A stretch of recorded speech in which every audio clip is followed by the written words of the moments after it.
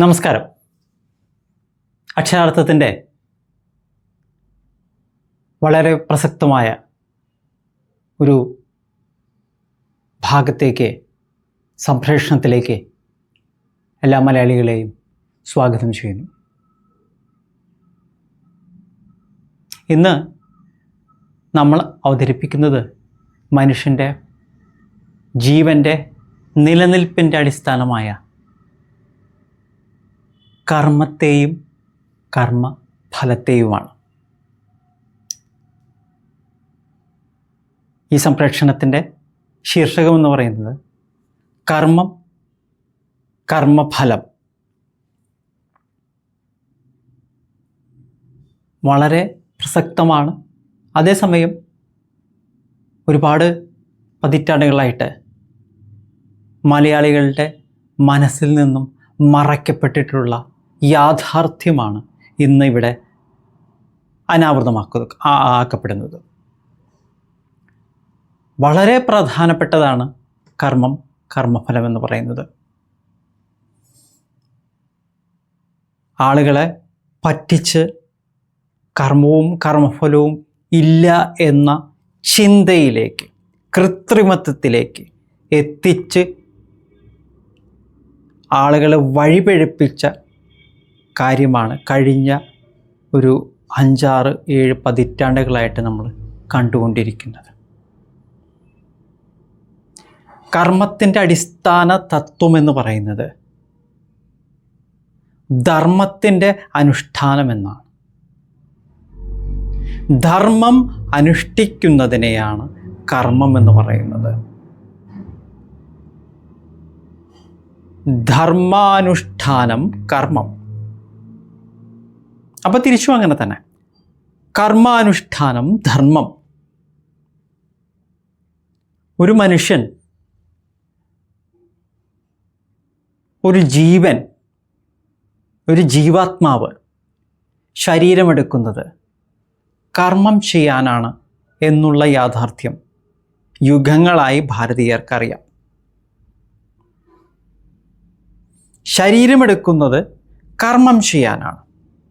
അപ്പോൾ കർമ്മം ചെയ്യാനുള്ള ജീവാത്മാക്കൾ മാത്രമേ ശരീരമെടുക്കുന്നുള്ളൂ. അപ്പം അടിസ്ഥാനം എന്താണ്? കർമ്മം ചെയ്യുക എന്നുള്ളതാണ്. 10-60-70 വർഷമായിട്ട് ഈ യാഥാർത്ഥ്യം മറയ്ക്കപ്പെട്ട് കിടക്കുകയായിരുന്നു. നമ്മളിന്ന് അക്ഷരാർത്ഥത്തിലൂടെ അത് മലയാളികൾക്കായി വെളിവാക്കുകയാണ് ചെയ്യുന്നത്. അതുകൊണ്ട് വളരെ ശ്രദ്ധിച്ച് കേൾക്കുക. മഹാഭാരതത്തിൽ അതിൻ്റെ അവസാന ഭാഗത്ത് പാണ്ഡവർ സ്വർഗാരോഹണം ചെയ്യുന്നുണ്ട്. ശ്രീകൃഷ്ണൻ്റെ സ്വർഗാരോഹണം. അതിനുശേഷം പാണ്ഡവർ സ്വർഗാരോഹണം ചെയ്യുന്നുണ്ട്. അതിൽ പഞ്ചപാണ്ഡവരും ദ്രൗപദിയും കൂടി സ്വർഗാരോഹണം നടത്താൻ വേണ്ടി യാത്ര ചെയ്യുകയാണ്. അവരെങ്ങനെ നടന്ന് ഹിമാലയ സാനുക്കളിൽ അങ്ങനെ മുകളിലേക്ക് കയറി ഇങ്ങനെ പോവാണ്. അപ്പോൾ ഓരോരുത്തരായിട്ട് വീഴുകയാണ്. ആദ്യം വീണത് പാഞ്ചാലിയാണ്. അതിനുശേഷം ഏറ്റവും താഴെ നിന്നുള്ള പാണ്ഡവൻ, അതിന് മുകളിലുള്ള പാണ്ഡവൻ, അതിനുശേഷം അതിന് മുകളിലുള്ള പാണ്ഡവൻ അർജുനൻ, അതിന് മുകളിലുള്ള പാണ്ഡവൻ ഭീമൻ. ഇത്രയും പേര് വീണു. മുന്നോട്ട് അവസാനം എത്തുന്നത് ധർമ്മപുത്രർ മാത്രമാണ്. ഈ ധർമ്മപുത്രർ അവസാന ഭാഗത്തെത്തുമ്പോൾ ഇവരുടെ യാത്രയിൽ തുടക്കം മുതൽ ഇവരെ ഒരു പട്ടി പിന്തുടരുന്നുണ്ട്. അങ്ങനെ യാത്രയുടെ അവസാന ഭാഗത്തെത്തി 4 സഹോദരന്മാർ, ഇളയ സഹോദരന്മാരും ധർമ്മപുത്രർക്ക് യാത്രയിൽ നഷ്ടപ്പെട്ടു. ഭാര്യയായ പാഞ്ചാലി ആദ്യം നഷ്ടപ്പെട്ടു. അങ്ങനെ അവസാന ഭാഗത്തെത്തുമ്പോൾ ധർമ്മപുത്രരും പട്ടിയും മാത്രം ബാക്കിയായി. ആ നേരത്ത് ഇന്ദ്രൻ വന്നു. ഇന്ദ്രൻ വന്ന് പറഞ്ഞു, സ്വർഗത്തിലേക്ക് പോകാം, ശരീരത്തോടുകൂടി താങ്കൾക്ക് സ്വർഗത്തിലേക്ക് പോകാം, കാരണം താങ്കൾ അതിന് അർഹനാണ്, സ്വർഗലോകം താങ്കൾ കാത്തിരിക്കുന്നു. അങ്ങനെ അദ്ദേഹം കയറാൻ നിൽക്കുമ്പോൾ അദ്ദേഹം പറഞ്ഞു, രഥത്തിൽ, ഇന്ദ്രൻ്റെ രഥത്തിൽ കയറാൻ നിൽക്കുമ്പോൾ അദ്ദേഹം പറഞ്ഞു, എൻ്റെ ഒപ്പം പട്ടിയും കൂടിയുണ്ട്, ഈ പട്ടീനും കൊണ്ടല്ലാതെ എനിക്ക് കയറാൻ പറ്റില്ല. അപ്പോൾ ദേവേന്ദ്രൻ പറഞ്ഞു, പട്ടികൾക്കൊന്നും സ്വർഗത്തിൽ സ്ഥാനമില്ല, അപ്പോൾ അതുകൊണ്ട് അത് പറ്റില്ല. അപ്പോൾ ധർമ്മപുത്രൻ പറഞ്ഞു, എൻ്റെ യാത്ര ആരംഭിക്കുന്ന കാലം മുതൽ, പറഞ്ഞത് വ്യക്തമായി ആലോചിക്കുക, മനസ്സിലാക്കാൻ ശ്രമിക്കുക. എൻ്റെ യാത്ര ആരംഭിക്കാൻ തുടങ്ങിയ കാലം മുതൽ ഈ പട്ടി എൻ്റെ ഒപ്പമുണ്ട്. ഞങ്ങൾ ഈ യാത്ര ആരംഭിച്ചത് മുതൽ. അപ്പോൾ സാധാരണക്കാരെല്ലാവരും മനസ്സിലാക്കുന്ന ഒരു അർത്ഥതലം എന്ന് പറഞ്ഞു കഴിഞ്ഞാൽ സ്വർഗാരോഹണം നടത്തുന്ന സമയം മുതൽ എന്നാണ്. പക്ഷെ അടിസ്ഥാനപരമായിട്ട് അത് ജീവിതത്തിൻ്റെ ആരംഭം മുതൽ എന്നുള്ളതാണ് ആ പട്ടി അവിടെ പ്രതിനിധീകരിക്കുന്നത്. അപ്പോൾ പട്ടി എൻ്റെ ഒപ്പം ആ തുടക്കം മുതലുണ്ട്. ഈ യാത്ര എന്ന് പറയുന്ന ജീവിതമാകുന്ന ധർമാനുഷ്ഠാനമാകുന്ന കർമ്മത്തിൻ്റെ യാത്രയിൽ ആദ്യം മുതലേ ഈ പട്ടിയുണ്ട് എൻ്റെ ഒപ്പം. അതുകൊണ്ട് പട്ടിക്ക് സ്വർഗത്തിലേക്ക് കടക്കാൻ പറ്റുകയാണെങ്കിൽ എനിക്കും കടക്കാൻ പറ്റില്ല, ഞാനും കടക്കാൻ തയ്യാറല്ല എന്ന് യുധിഷ്ഠിരൻ പറഞ്ഞു. ദേവേന്ദ്രൻ പറഞ്ഞു, ഇത് വെറുതെ വാശി പിടിക്കരുത്. കാരണം ഒരു പട്ടിക്ക് വേണ്ടിയിട്ട് നിങ്ങളുടെ ആ ഒരു അവസരം, സ്വർഗത്തിലേക്ക് പ്രവേശിക്കാനുള്ള അവസരം താങ്കൾ കളയേണ്ട കാര്യമില്ല. യുധിഷ്ഠിരൻ പറഞ്ഞു, ഞാൻ ധർമ്മപുത്രരാണ്, ധർമ്മമാണ് ഞാൻ അനുഷ്ഠിച്ചിട്ടുള്ളത്, ധർമ്മമാണ് ഞാൻ എൻ്റെ ജീവിതത്തിൻ്റെ അടിസ്ഥാനമായി കണക്കാക്കുന്നത്. അതായത് ധർമാനുഷ്ഠാനം കർമ്മം, നമ്മൾ ആദ്യം തുടങ്ങിയത് ആ വരികളാണ്. അപ്പോൾ യുധിഷ്ഠിരൻ പറഞ്ഞു, ധർമ്മം അനുഷ്ഠിച്ച് വരുന്ന എന്നെ ഒരു പട്ടി അനുഗമിച്ചിട്ടുണ്ടെങ്കിൽ എൻ്റെ ഒപ്പം എൻ്റെ സഹോദരന്മാരായിരുന്നവരും എൻ്റെ ഭാര്യയായിരുന്നവരും അപ്രത്യക്ഷരായി കഴിഞ്ഞതിന് ശേഷവും എൻ്റെ ഒപ്പം ഈ പട്ടി ഉണ്ടെങ്കിൽ ഈ പട്ടീനെ കൂടാതെ ഞാൻ സ്വർഗത്തിലേക്ക് വരിക എന്ന് പറയുന്നത്, എന്തിലേക്ക് വരിക എന്ന് പറഞ്ഞതും ധർമ്മമല്ല. അതുകൊണ്ട് ധർമ്മപുത്രരായ ഞാൻ ഒരിക്കലും പട്ടീനെ കൊണ്ടുവരാൻ നിങ്ങൾ സ്വർഗത്തിലേക്ക് സ്വീകരിക്കാൻ തയ്യാറല്ലെങ്കിൽ ഞാനും തയ്യാറല്ല സ്വർഗത്തിലേക്ക് വരാൻ. അദ്ദേഹം കൃത്യമായി ധർമ്മം അവിടെ പറഞ്ഞു.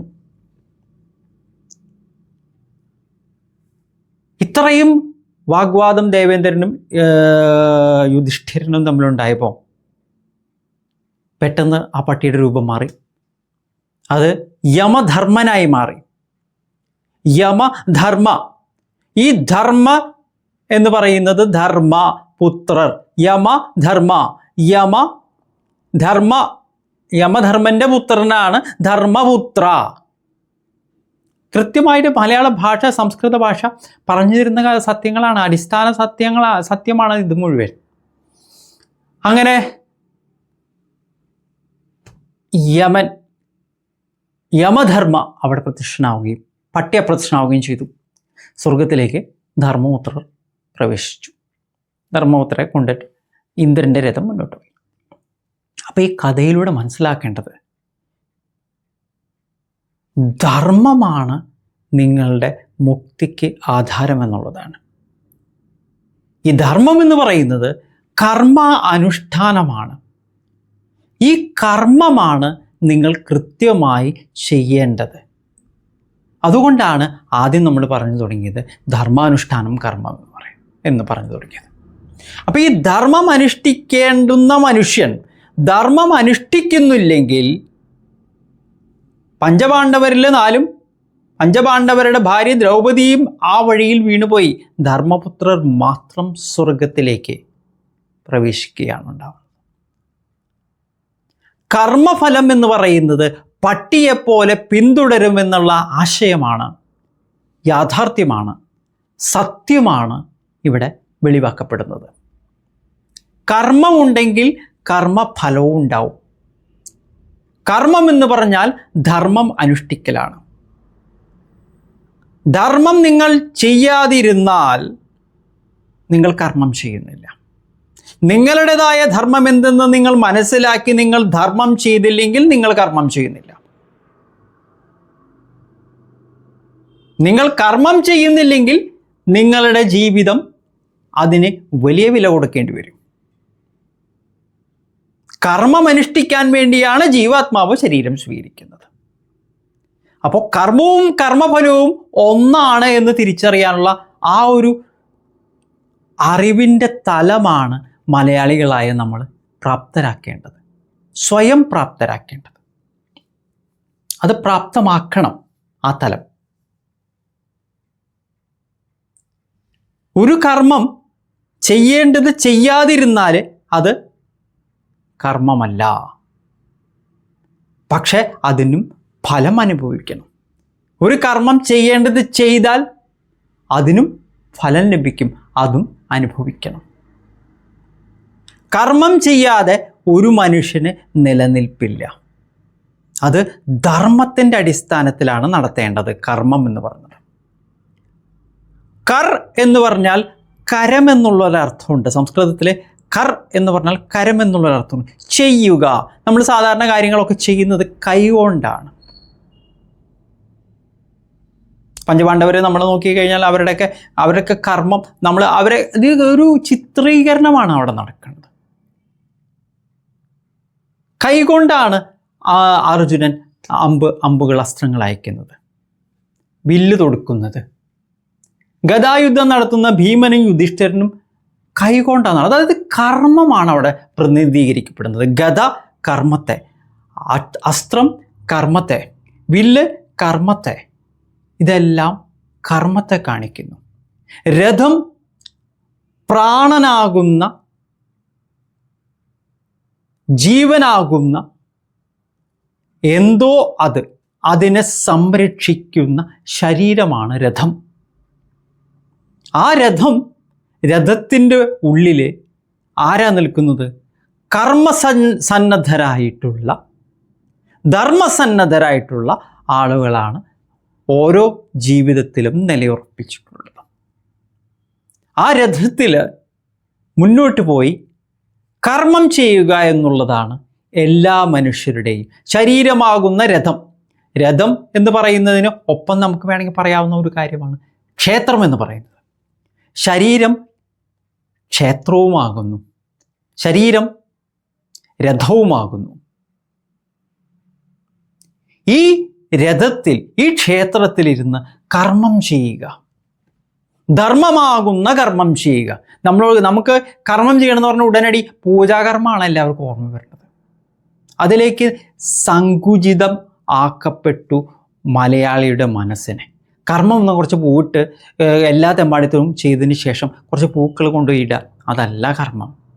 കർമ്മം എന്ന് പറയുന്നത് ജീവിതത്തിൽ അനുഷ്ഠിക്കുന്ന ധർമ്മത്തെ പറയുന്നതാണ്. അതാണ് അതിൻ്റെ അടിസ്ഥാന തത്വം. അപ്പോൾ ഏതൊരു കർമ്മത്തിനും ഫലമുണ്ട്. അത് ജീവിതത്തിൻ്റെ ഏതൊരു ഭാഗത്തായാലും നിങ്ങൾക്ക് അതിൻ്റെ ഫലം പട്ടിയെപ്പോലെ നിങ്ങളെ പിന്തുടരും, മനുഷ്യനെ പിന്തുടരും എന്ന് മനസ്സിലാക്കാനുള്ള ഒരു ബോധത്തിലേക്ക് എത്തുമ്പോഴാണ് മനുഷ്യൻ ഒരു നിലവാരത്തിലെത്തുന്നത്. അതായത് കർമ്മത്തിന് കർമ്മഫലമുണ്ട്, അതനുഭവിക്കാതെ ഒരു മനുഷ്യനും ഭൂമിയിൽ നിന്ന് പോകാൻ സാധ്യമല്ല. അതെങ്ങനെ അനുഭവിക്കേണ്ടതെന്നുള്ളത് കാലമാണ് തീരുമാനിക്കുന്നത്.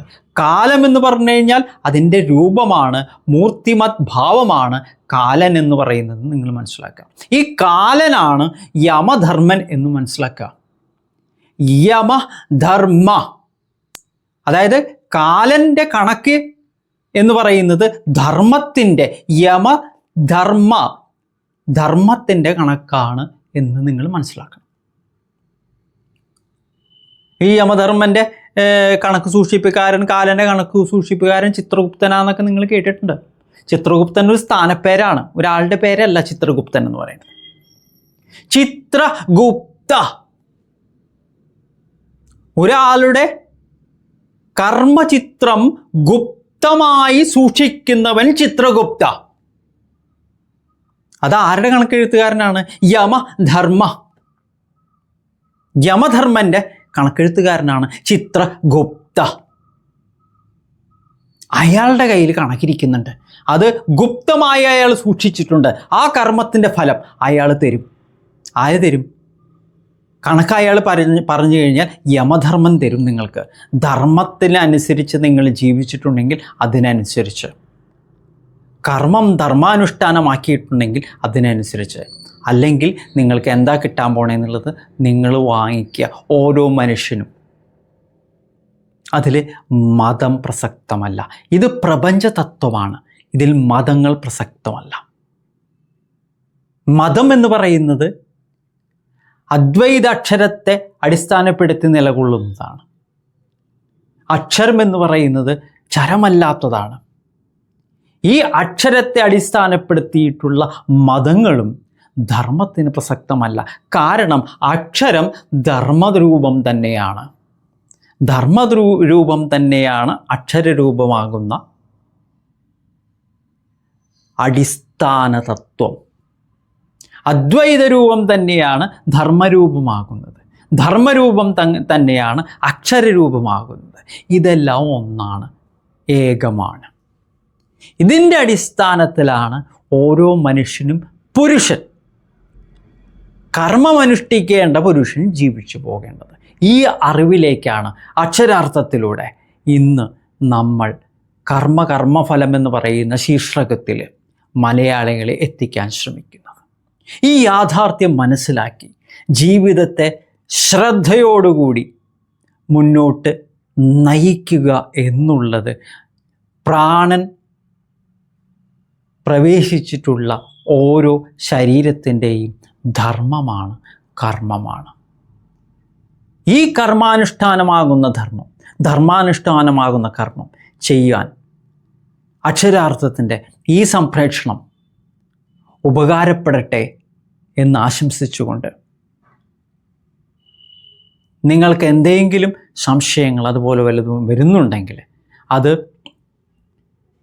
നിങ്ങൾക്ക് ഇതിൻ്റെ താഴെ നിങ്ങളുടേതായിട്ടുള്ള രീതിയിൽ എന്താണ് എന്നുള്ളത് മനസ്സിലാക്കാൻ വേണ്ടി നിങ്ങൾ എഴുതുകയാണെങ്കിൽ അതിനുള്ള മറുപടി നമ്മളെല്ലാ പ്രാവശ്യവും പറയാറുള്ള പോലെ പറയാണ്. അതിനുള്ള മറുപടി നിങ്ങൾക്ക് എന്താണെന്ന് വെച്ചാൽ അത് ലഭ്യമാക്കുന്നതാണ്. അപ്പോൾ ജീവിതത്തിൻ്റെ അടിസ്ഥാനമാകുന്ന കർമ്മധർമ്മങ്ങൾ, അതിലെ കർമ്മവും ഫലത്തെയും കുറിച്ചാണ് ഇന്ന് നമ്മൾ അക്ഷരാർത്ഥത്തിൽ പറഞ്ഞത്. അത് നിങ്ങളുടെ ജീവിതത്തിൻ്റെ അഭ്യുന്നതിക്ക് കാരണമാകട്ടെ എന്ന് ആശംസിച്ചുകൊണ്ട് നന്ദി, നമസ്കാരം.